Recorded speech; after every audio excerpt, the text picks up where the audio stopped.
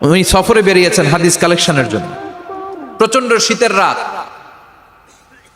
উনি মাগরিবের নামাজ এশারের নামাজ পড়ে একটা মসজিদে শুয়ে পড়লেন, আর শুয়ে শুয়ে হাদিস পড়তেছেন। কি পড়তেছেন?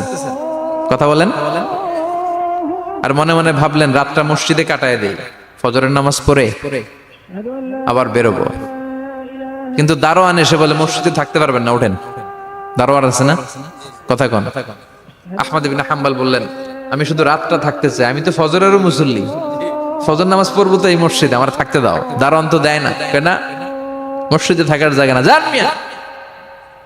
উনি যে আহমদ ইবনে হাম্বল এটা চিনে নাই, থাকতে দেয় না। কি করবে এখন? উনি কাঁথা গুছিয়ে হাদিসের কিতাব নিয়ে কাদের মধ্যে ব্যাগ নিয়ে মসজিদ থেকে বেরোয় গেলেন। কি আর করবেন, প্রচন্ড শীত, আর কাঁপতেছেন, বুড়ো মানুষ। পথিমধ্যে দেখলেন বাজার একজন খাব্বাজ, শাবুন খাব্বাজ, যুবক রুটি বিক্রেতা। সে রুটি বিক্রি করে, চুলার মধ্যে রুটি সেকে। সে যে সালাম দিল আসসালামু আলাইকুম, যুবক বলে ওয়ালাইকুম আসসালাম। আহমদ ইবনে হাম্বল বলে যুবক আমার যাওয়ার জায়গা নেই, সফরে বেরিয়েছি, খুব শীতে কষ্ট পাচ্ছি, রাতে যদি তোমার এই চুলা থেকে একটু আগুন পোহাই কোনো সমস্যা?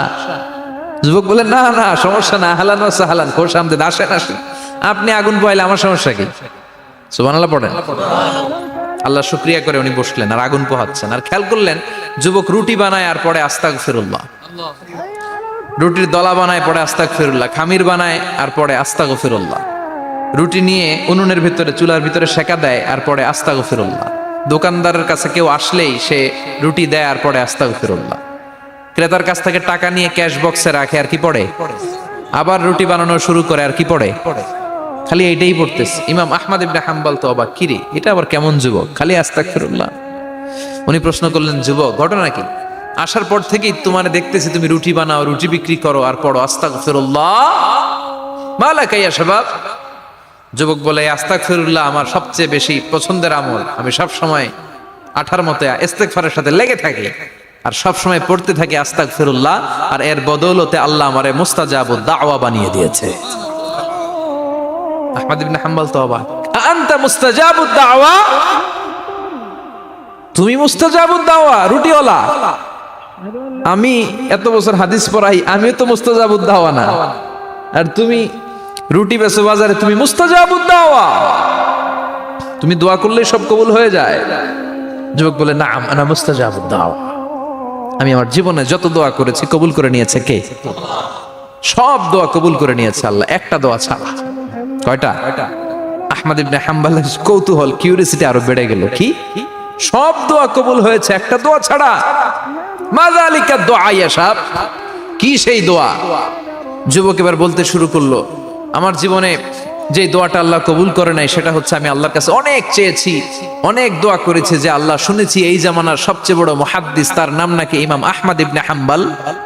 আল্লাহ তোমার কাছে আমার চাওয়া আমি যেন এই ইমাম আহমদ ইবনে হাম্বলের দেখে মরতে পারি, আমি যেন ইমাম আহমদ ইবনে হাম্বলের হাতে হাত রেখে মুসাফা করতে পারি আর তার কপালে একটা চুমু এঁকে দিতে পারি।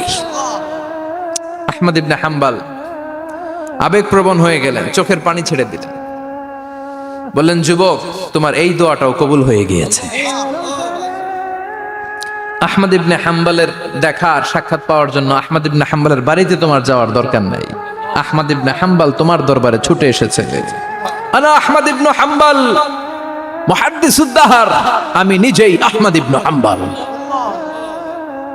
যুবক চোখের পানি ছেড়ে দেয়, আহমদ ইবনে হাম্বল চোখের পানি ছেড়ে দেয়। যুবক চিৎকার মেরে ইমাম আহমদ ইবনে হাম্বলকে জড়িয়ে ধরে, হাতে হাত রেখে মুসাফা করে, কপালের মধ্যে চুমু খায় আর আল্লাহর শুকরিয়া করে বলে ও ইমাম আসলে এই দোয়াটাও আল্লাহ আজকে কবুল করে নিল। বিশ্বাস হয়? সবসময় ইস্তেগফার পড়লে আপনার দোয়াগুলোর এইভাবে কবুল করে নিবে কে? এই পাঁচটা জিনিস পাবেন সবসময় যদি ইস্তেগফারের সাথে লেগে থাকেন। রাজি আছেন তো?